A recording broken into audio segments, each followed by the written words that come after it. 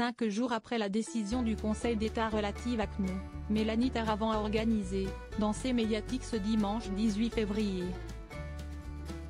une confrontation de points de vue entre l'éditorialiste France-Olivier Gisbert et François Yost, spécialiste des médias. Près d'une semaine après que le Conseil d'État a passé consigne à l'Arcom, le régulateur des médias, d'affiner son contrôle sur CNU en matière de pluralisme et d'indépendance de l'information, l'écosystème médiatique se déchire sur le bien-fondé de cette décision. Le plateau de ces médiatiques a été, ce dimanche 18 février 2024, le théâtre d'une nouvelle confrontation sur la question entre France-Olivier Gisbert, FOG, éditorialiste et ancien directeur de la rédaction du Point, et François Yost, spécialiste des médias qui a nourri la réflexion des hauts fonctionnaires du Palais Royal. Cette histoire est totalement grotesque. À l'image des têtes d'affiche de CNU mais aussi des éditorialistes des médias conservateurs, Le Point et Le Figaro, FOG a jugé que cette histoire est totalement grotesque. Considérant dangereuse la décision du Conseil d'État, institution dans laquelle il dit n'avoir aucune confiance. Il y voit une ingérence du pouvoir politique sur la ligne éditoriale des médias audiovisuels et une remise en cause de la liberté d'expression. Vous avez un pouvoir politique qui a peur. Macron a peur, si est clair.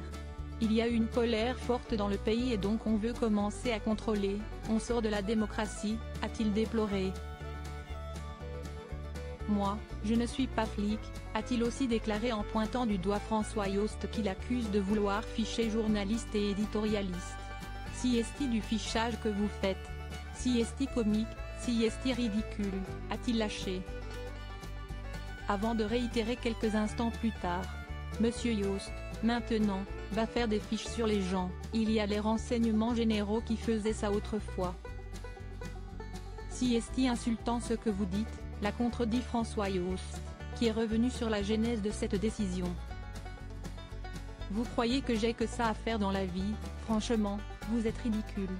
Puremedia.com vous propose de visionner la séquence. Une opération de contournement des règles sur le pluralisme. Depuis une loi de 1986, seul le temps de parole des personnalités politiques est utilisé pour mesurer le pluralisme sur une antenne.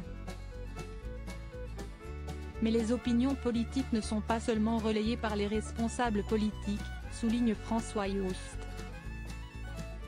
Ce temps-là est donc désormais obsolète, juge l'Observateur des médias, témoin numéro 1 de l'opération de contournement réalisée par CNU en la matière.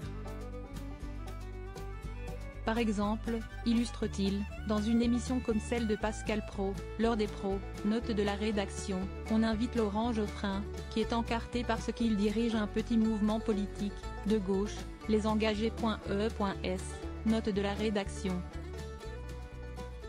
Il a face à lui 3 ou 4 chroniqueurs qui sont de droite ou d'extrême droite. Eux ne sont pas comptés. L'émission est donc une émission de gauche finalement si on regarde les choses.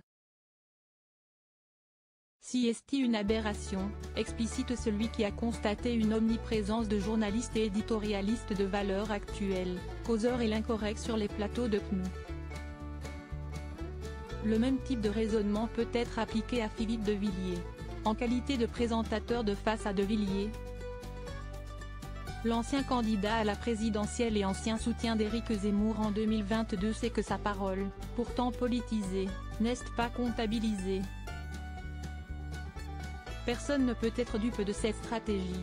Si est-il simplement un moyen pour le groupe Bolloré de faire venir des figures de l'extrême droite sans comptabiliser leur temps de parole, analyse dans ses médiatiques l'historien des médias Alexis Lévrier. Il n'y aura pas de catalogage des journalistes et invités. Les modalités d'application de la décision du Conseil d'État restent cependant floues.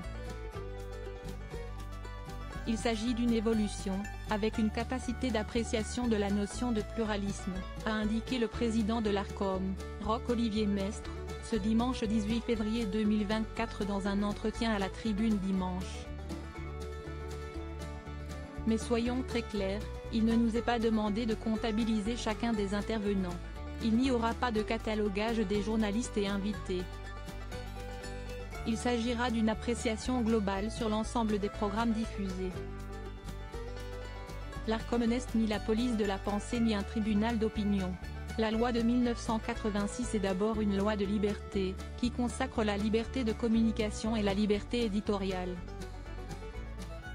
Ces nouvelles règles du jeu devraient être annoncées dans un délai de 6 mois parallèlement à une autre échéance, la réattribution des fréquences de 15 chaînes de la TNT.